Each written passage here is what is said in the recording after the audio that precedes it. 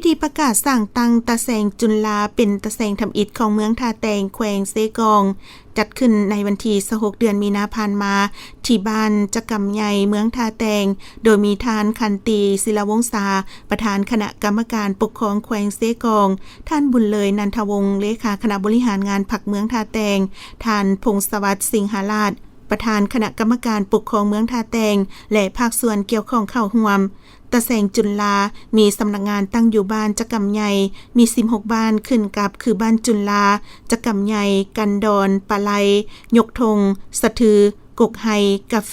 ปะลายจุงหุงเหนือจุงหุงใต้โถนใหญ่โถนน้อยสะทัวเหนือสะทัวใต้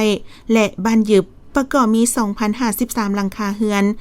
2,908 ครอบครัวและมีพลเมืองทั้งหมด 12,484 คนหญิง 6,215 คนด้านกงจักการจะตั้งมีคณะพักหากฐานตะแสง7สหายหญิง1สหายมี3หากฐานผักและ23หน่วยผักขึ้นกับมีสมาชิกผักทั้งหมด440สหายหญิง94สหาย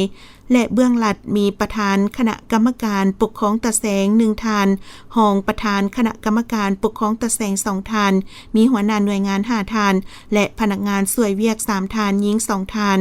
ตะแสงแมนองค์การบริหารขั้นลุ่มสุดขององค์การปกครองท้องถิ่นมีพระบทบาทคุ้มครองบริหารรัฐฉะนั้นการสร้างตั้งตะแสงก็เพื่อสร้างเงื่อนไขอำนวยความสะดวกและรับประกันให้ประชาชนได้เข้าถึงการบริการของรัฐอย่างทั่วถึงการพัฒนาท้องถิ่นมีประสิทธิภาพและมีประสิทธิผลหลายขึ้น